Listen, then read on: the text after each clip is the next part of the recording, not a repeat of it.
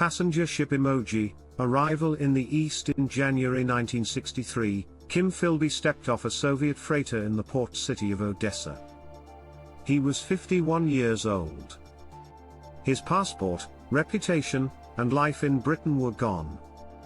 What he carried instead was 20 years of betrayal, dozens of dead agents, and the secrets of two of the most powerful intelligence services on Earth. He had done what no other double agent had managed: he got away. From Odessa, he was driven directly to Moscow. The KGB greeted him with caution and celebration. Philby was no ordinary defector. He was a living legend, known in Langley, London, and Lubyanka alike. But the question on everyone's mind was the same: could they still trust him? A hero?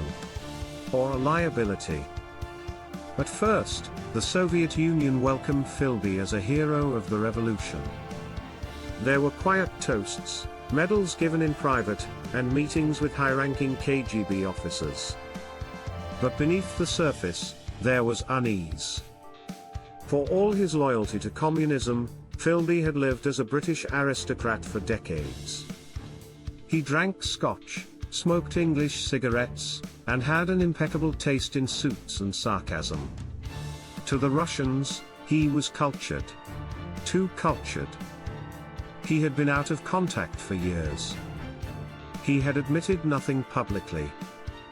He had friends in the CIA, MI6, and across the British elite.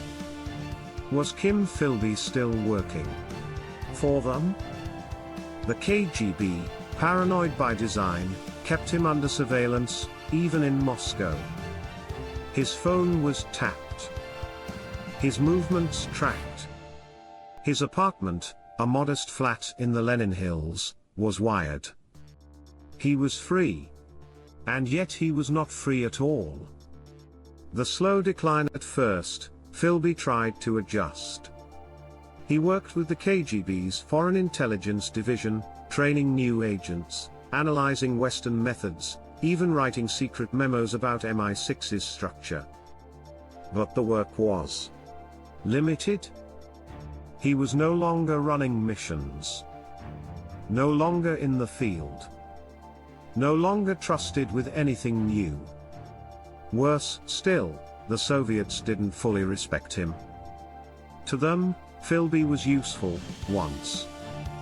Now, he was a relic. A man who had outlived his mission. And so, he began to drink. Philby had always enjoyed alcohol, but in Moscow, his drinking became routine. A way to kill time. A way to silence doubt. A way to forget. He once told a friend, "The KGB are the most wonderful hosts, they never stop watching you, and they never let you leave." Isolation and regret. Life in Moscow was not the life he had imagined. His wife, Eleanor Brewer, the American he had married in Beirut, followed him to the USSR, but quickly realized she had made a mistake. They divorced within a few years. Philby was alone again. He spoke fluent Russian, but never felt Russian. He missed the dry wit of British conversation. He missed newspapers he could trust. He missed the feeling of being important.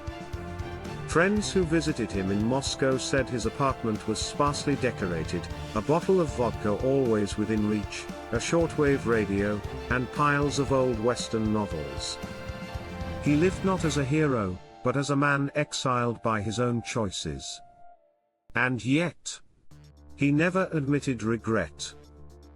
"I have no remorse," he once said. "I did what I believed was right. The West was wrong. It had to be fought." But even in his conviction, there was a sadness in his eyes.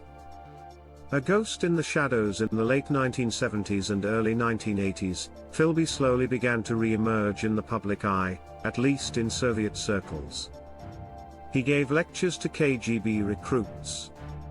He advised on Western infiltration tactics. He appeared in controlled interviews, always under the watchful eye of his handlers. But the spark had dimmed.